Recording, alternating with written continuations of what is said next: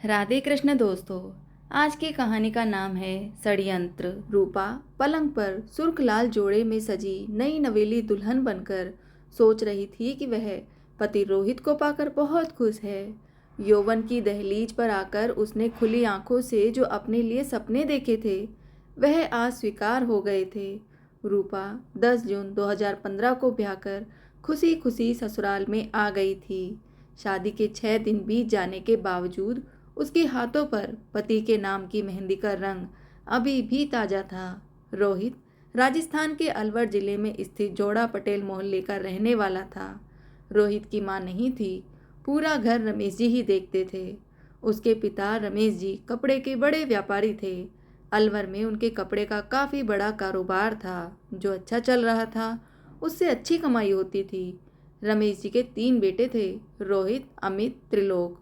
अमित और त्रिलोक पिता के व्यापार में सहयोग करते थे। सुबह दोनों नाश्ता करके पिता के साथ दुकान पर चले जाते थे और रात में दुकान बढ़ाकर उन्हीं के साथ घर लौटते थे। जबकि यार दोस्तों की संगत में रहकर रोहित की आदतें बिगड़ गई थी। उसकी आदतें सुधारने के लिए रमेश जी ने उसकी शादी कर दी थी ताकि बहू के आने पर वह अपनी जिम्मेदारियों को समझ सके। रूपा ने आते ही पूरा घर संभाल लिया। यह देखकर रमेश जी भी खुश हो गए। बहू बहुत समझदार है, यह रोहित की गलत आदतें छुड़वा कर उसको भी संभाल लेगी। बात 19 जून की रात की है। पढ़ी लिखी समझदार रूपा ससुराल वालों को रात का भोजन कराकर रोज की तरह पति के साथ फर्स्ट फ्लोर पर सोने चली गई। दिन भर की थकी हारी रूपा को बिस्तर पर लेटते ही नींद आ गई। रोहित भी सोया हुआ था। रोहित अब अचानक नींद से उठ बैठा जब उसके कानों में रूपा की दर्दनाक चीख पड़ी। नींद से जागकर रोहित ने पत्नी की ओर देखा तो सन्न सा रह गया।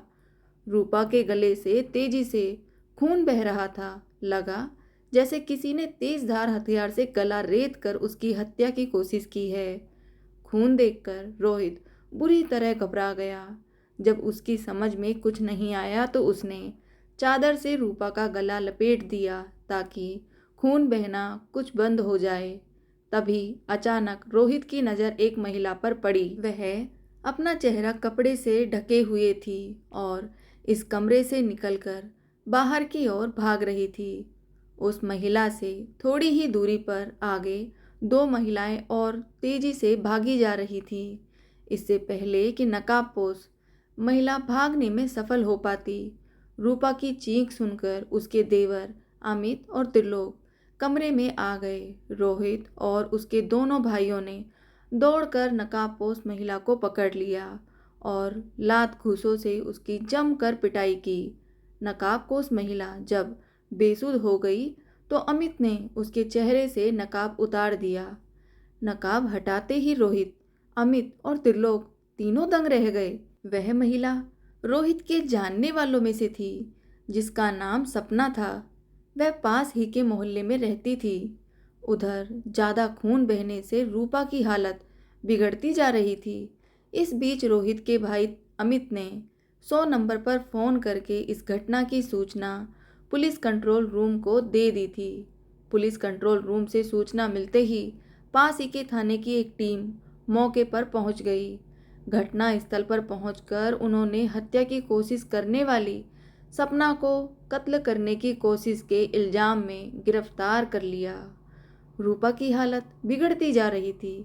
रोहित उसे इलाज के लिए मेडिकल अस्पताल ले गया और इमरजेंसी वार्ड में भर्ती करवा दिया। अस्पताल पहुंचते ही तुरंत डॉक्टर ने उसका इलाज शुरू कर दिया। समय पर इलाज मिल जाने से रूपा बच गई। यह बात रात 2:30 बजे की है। अगले दिन रोहित डिटेल भरने के लिए तहसील में थाने में पहुंचा। आईपीएस साहब के अंतर्गत केस दर्ज कराया गया। मुकदमा दर्ज होने के बाद थानेदार शिवम सिंह रूपा का बयान लेने मेडिकल अस्पताल पहुंचे। तब तक रूपा को होश आ गया था। रूपा ने शिवम सिंह को बताया कि रात के 1-1:30 बजे के करीब उसका पति रोहित दरवाज़ा खोलकर बाहर चला गया था। तभी एक नकाबपोश औरत ने कमरे में घुसकर मुझ पर हमला बोल दिया। एक औरत कमरे के अंदर थी, जबकि दूसरी औरत कमरे के दरवाजे के पास खड़ी थी। वह वहीं से पूछ रही थी कि रूपा मरी या नहीं। मुझ पर नकाबपोश औरत ने न केवल हमला किया बल्कि मुझे तेजाब पिलाने की भी कोशिश की, लेकिन मेरी चीख सुनकर ऊपर आए मेरे देवरों ने मुझे बचा लिया। पकड़ी गई औरत ने अपना नाम सपना बताया है। जांच अधिकारी ने जब उस हमले की वजह पूछी तो वह बताने में असमर्थ रही। वह खुद हैरान थी कि सपना ने उसकी हत्या करने का प्रयास क्यों किया, जबकि वह तो उसे जानती तक नहीं, कभी उसने उसको देखा नहीं, ना ही उससे मिली। रूपा की बात सुनकर शिवम सिंह भी हैरान रह गए। शिवम सिंह को रूपा के बयान ने परेशानी में डाल दिया था। इसका जवाब सिर्फ सपना ही दे सकती थी, या फिर रूपा का पति रोहित। सपना महिला थाने की हवालात में बंद थी। शिवम सिंह ने थाने लौटकर आरोपी सपना को महिला थाने से बुलवाया और फिर उससे पूछताछ शुरू की। सपना का बयान सुनकर वह अवाक रह गए। सपना ने पुलिस को बताया कि रोहित और उसके बीच करीब 3 साल से प्रेम संबंध थे। दोनों एक दूसरे को बहुत प्यार करते थे। रोहित उससे शादी करना चाहता था, लेकिन अपने घर वालों की वजह से वह ऐसा नहीं कर पाया। अपने बयान में सपना एकाएक राज से पर्दा उठाती गई। सपना के बयान से इस मामले में एक दिलचस्प मोड़ आ गया। उसके बयान पर विश्वास करके पुलिस जब रोहित से पूछताछ करने अस्पताल पहुंची तो रोहित वहां नहीं था। उसकी जगह पर रूपा के पास उसका छोटा भाई अमित बैठा हुआ था। पुलिस ने जब अमित से रोहित के बारे में पूछताछ की तो उसने बताया कि रोहित घर पर होगा। शिवम सिंह ने रोहित को अस्पताल बुलाने के लिए एक सिपाही को उनके घर पर भेजा।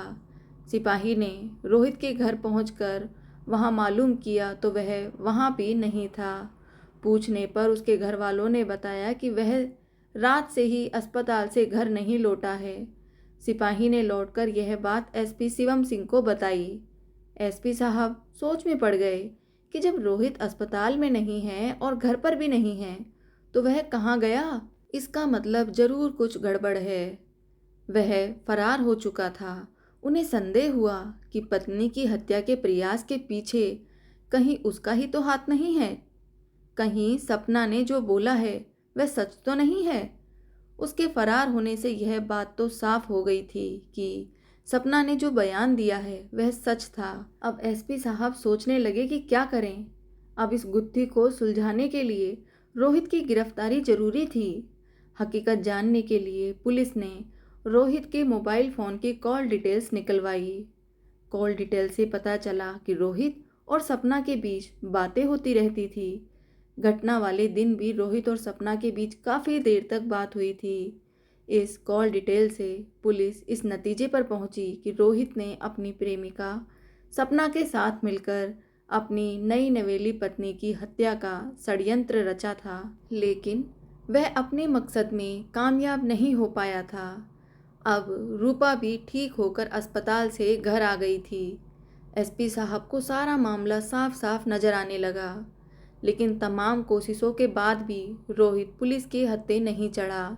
इस बीच पुलिस ने सपना को अदालत में पेश करके जेल भेज दिया था। उधर रोहित के पिताजी रमेश जी को जब यह घटना का पूरा माजरा समझ आया, वह अंदर ही अंदर बहुत दुखी रहने लगे। उनको लग रहा था कि उन्हें रोहित की शादी नहीं करनी चाहिए थी। आज उनकी वजह से रूपा के साथ बहुत बुरा हुआ है। रूपा की ज़िंदगी उन्हीं की वजह से खराब हुई है। अगर रूपा को कुछ हो जाता तो वह ज़िंदगी भर अपने आप को कभी माफ़ नहीं कर पाते। आखिरकार घटना के 1 महीने बाद रोहित पुलिस के हत्थे चढ़ गया। जब वह रेलवे स्टेशन से कहीं भागने के लिए ट्रेन के इंतजार में वेटिंग रूम में बैठा हुआ था, पुलिस रोहित को गिरफ्तार करके थाने ले आई और रूपा की हत्या की योजना जानने के लिए उससे पूछताछ की। चाहकर भी रोहित हकीकत को छिपा नहीं सका। उसने पुलिस के सामने सच उगल दिया। पूछताछ में रोहित ने अपनी और सपना की प्रेम कहानी के सिलसिले बताने शुरू किए। सपना पास के ही मोहल्ले की रहने वाली थी। वह शादीशुदा और 3 बच्चों की माँ थी। उसका पति मोहित बाहर रहकर नौकरी करता था। वह 6 महीने या साल भर में एक बार ही घर आता था, कुछ दिन बिताता और फिर वापस चला जाता। सपना भले ही 3 बच्चों की माँ थी, लेकिन उसका शारीरिक आकर्षण खत्म नहीं हुआ था। उसका कसा हुआ शरीर और गोरा रंग पुरुषों को आकर्षित करने के लिए काफी था। मोहल्ले के सभी लोगों को सपना के बारे में सब पता था। सबको पता था कि सपना का चाल चलन ठीक नहीं है, इसलिए कोई भी उसे इज्जत की नज़र से नहीं देखता था। जब वह सज संवर कर घर से बाहर निकलती थी, तो अनचाहे में लोगों की नज़रें उसकी ओर उठ ही जाती थी। कभी कभी रोहित सपना के घर के सामने से होकर अपनी दुकान पर जाया करता था। एक दो बार का आमना सामना हुआ तो दोनों की नज़रें टकरा गई और धीरे धीरे दोनों एक दूसरे की ओर आकर्षित होने लगे। जल्दी ही वह समय भी आ गया जब दोनों ने आकर्षण को प्यार का नाम दे दिया। इसकी एक वजह यह भी थी कि सपना का पति बाहर रहता था। धीरे धीरे रोहित और सपना के प्यार के चर्चे पूरे शहर में होने लगे। रोहित घर से दुकान पर जाने को कहकर निकलता और पहुंच जाता सपना के पास। जब तक वह दुकान पर पहुंचता, तब तक उसके दोनों भाई अमित और त्रिलोक दुकान पर पहुंचकर पिता के साथ काम में लग जाते थे। रोहित देर से पहुंचता तो पिता रमेश जी उसके देर से आने की वजह पूछते, लेकिन वह चुप्पी साध लेता। इससे रमेश जी और भी परेशान हो जाते थे। उनकी समझ में नहीं आ रहा था कि रोहित को आखिर क्या हुआ है, वह कितना बदल गया है, और पूछो तो वह कुछ बताता नहीं। उन्होंने उसके देर से आने का रहस्य पता लगाने का फैसला किया। आखिरकार रमेश जी ने जल्दी ही सच का पता लगा लिया। पता चला उनका बड़ा बेटा रोहित एक शादीशुदा औरत जिसके 3 बच्चे हैं, वह 3 बच्चों की मां सपना के प्रेम के जाल में फंसा है। बेटे की सच्चाई जानकर वह परेशान हो गए। उन्होंने रोहित को सपना के माया जाल से निकालने की सोची और उन्होंने साफ साफ रोहित से बात की, उसे समझाया। तो रोहित कुछ दिन सपना से नजरें मिलाए बिना चुपचाप निकल जाता। रोहित में अचानक आए बदलाव से सपना परेशान हो गई। उसके समझ में नहीं आ रहा था कि अचानक रोहित को क्या हो गया है जो उसने मुझसे मुंह फेर लिया है। सपना से रोहित की जुदाई बर्दाश्त नहीं हो पा रही थी। एक दिन वह रोहित का रास्ता रोककर उसके सामने खड़ी हो गई और उसे अपने घर ले गई। फिर उसने रोहित से पूछा, तुम्हें अचानक ऐसा क्या हो गया जो मुझसे मुंह फेर लिया? रोहित ने सहज भाव से सपना से कहा, ऐसी कोई बात नहीं है, तो अचानक मुझसे मुंह क्यों मोड़ लिया? सपना, अब हमारा मिलन संभव नहीं है। रोहित ने नज़र झुकाकर कहा, क्यों? आखिर ऐसा क्या हो गया? क्यों संभव नहीं है हमारा मिलन? मैं तुमसे कितना प्यार करती हूँ, तुम जानते हो, फिर भी हमारा मिलन क्यों संभव नहीं है? क्योंकि मेरे घर वालों ने मेरी शादी करने का फैसला कर लिया है। रोहित का जवाब सुनकर सपना के होश उड़ गए। माथे पर हाथ रखकर वह बिस्तर पर जा बैठी और कुछ देर दोनों के बीच में खामोशी छाई रही। उस खामोशी को सपना ने ही तोड़ा। आखिर क्या समझ रखा है तुमने मुझे? मैं कोई खिलौना हूँ कि जब चाहे अपना लिया और जब चाहे छोड़ दिया? मेरी जिंदगी बर्बाद करके तुम किसी और के साथ शादी रचाओगे? तुमने यह कैसे सोच लिया कि मैं ऐसा होने दूंगी? मेरे जीते जी ऐसा हरगिज नहीं हो सकता। सपना रोहित की बात सुनकर आंख बबूला हो गई। सपना, मेरी बात सुनो, समझने की कोशिश करो। सपना के सामने रोहित हाथ जोड़कर गिड़गिड़ाने लगा, मैं घर वालों के सामने बेबस हूँ सपना, मुझे उनके सामने झुकना ही पड़ा। रोहित ने सपना को समझाने की कोशिश की, तुम तो जानती हो सपना, मैं भी तुमसे कितना प्यार करता हूँ, तुम्हारे बिना जीने की कल्पना तक नहीं कर सकता।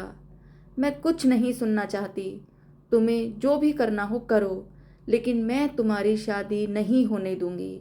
सपना ने रोहित को धमकाया। रोहित सपना को काफ़ी देर तक समझाता रहा, लेकिन सपना ने रोहित की शादी की बात स्वीकार नहीं की। उसने खुलकर रोहित को धमकी दी कि अगर उसने किसी और से शादी की तो इसका अंजाम उसे भुगतना पड़ेगा। उस दिन के बाद से रोहित ने न तो सपना से बात की और न ही वह उससे मिला, बल्कि रोहित ने वहां से अपना रास्ता भी बदल लिया। सपना ने यह कभी नहीं सोचा था कि रोहित उसे धोखा देगा और किसी दूसरी लड़की से शादी रचा लेगा। उसकी बेवफाई से सपना घायल नागिन सी बन गई। उसके सीने में बदले की आग जलने लगी। सपना रोहित से बदला लेने के लिए भले ही घायल नागिन बन गई थी, लेकिन उसकी जुदाई में उससे कहीं ज्यादा तड़प रही थी। रोहित भी सपना से मिलने के लिए विरह की आग में जल रहा था। अंततः उससे रहा ही नहीं गया और वह 1 महीने बाद सपना के पास लौट आया। सारे गिले शिकवे भुलाकर सपना ने उसे प्यार के आंचल में छिपा लिया ताकि उनके प्यार को जमाने की नजर ना लगे। रोहित ने सपना से कहा कि पिताजी की खुशी के लिए वह रूपा से शादी तो जरूर करेगा, लेकिन उसे कभी भी अपनी पत्नी का दर्जा नहीं देगा और मौका मिलते ही उसे सदा सदा के लिए अपने रास्ते से हटा देगा। रोहित की बात पर सपना ने सहमति जता दी। रोहित की शादी के बाद रूपा को रास्ते से हटाने के लिए सपना शादी से पहले ही योजना बनाने में जुट गई। बहरहाल वह दिन भी आ गया जिसका रोहित को और सपना को इंतजार था। 10 जून 2015 को रोहित की शादी रूपा के साथ हो गई। रूपा मायके से विदा होकर ससुराल आ गई। दूसरी ओर सपना रोहित का आना जाना बंद हो जाने से ईर्ष्या की आग में जल रही थी। उसे अंदर ही अंदर बहुत जलन हो रही थी। रोहित भले ही सपना के पास नहीं जा रहा था, लेकिन दोनों फोन पर अक्सर बातें कर लेते थे। सपना उसे बार बार उसका वादा याद दिलाती रहती। रोहित उसे कह देता था कि जल्दी ही वह अपना वादा पूरा करेगा। शादी के 4-5 दिन बाद रोहित के घर से सब मेहमान चले गए। घर पूरी तरह खाली हो गया। 1-2 दिन बाद सपना ने अपनी पहले से तैयार योजना पर रोहित से बात की।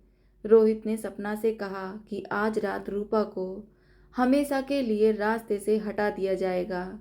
मेरे फ़ोन का इंतज़ार करना। जैसे ही मैं फ़ोन करूं, धारदार हथियार लेकर मेरे घर आ जाना। मेरे घर का दरवाज़ा तुम्हें खुला मिलेगा। रात 10 बजे के करीब रूपा पति, ससुर और देवरों को खाना खिलाकर पति के साथ पहली मंजिल पर सोने चली गई। उसे क्या पता था कि आज की रात उस पर भारी पड़ने वाली है। खैर, पति पत्नी बातें करते करते कब सो गए पता ही नहीं चला। रात 1 बजे के करीब रोहित की आंखें खुल गई। उसने देखा रूपा गहरी नींद में सो रही थी। रोहित मोबाइल लेकर आहिस्ता से बिस्तर से नीचे उतरा और दरवाजा खोलकर बाहर चला गया। तभी रूपा की आंखें खुल गई। उसने पति से इतनी रात गए बाहर जाने के बारे में पूछा तो रोहित ने कहा कि बाथरूम जाना है, अभी आता हूँ। रोहित घर से बाहर निकल गया और फ़ोन करके सपना को बता दिया कि रास्ता साफ है, आ जाओ। थोड़ी देर बाद रोहित बाहर से लौट आया और फिर सोने का नाटक करने लगा।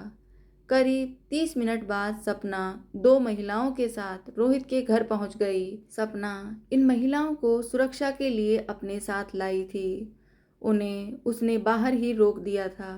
सपना स्वयं चुपके से सीढ़ियों के सहारे रोहित के कमरे में दाखिल हो गई। उसे रोहित के घर का कोना कोना पता था, क्योंकि अक्सर रोहित जब घर पर कोई नहीं रहता तो सपना को अपने घर पर भी बुलाया करता था। रूपा रोहित के बगल में सोई हुई थी।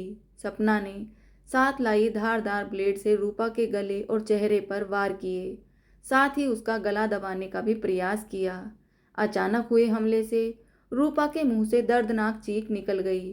पत्नी की चीख सुनकर सोने का बहाना कर रहा रोहित उठ बैठा। तब तक नीचे से रोहित के दोनों भाई अमित और त्रिलोक ऊपर कमरे में पहुंच गए। अमित और त्रिलोक को देखकर सपना डर गई, क्योंकि रोहित का पूरा गेम ही उल्टा पड़ गया था।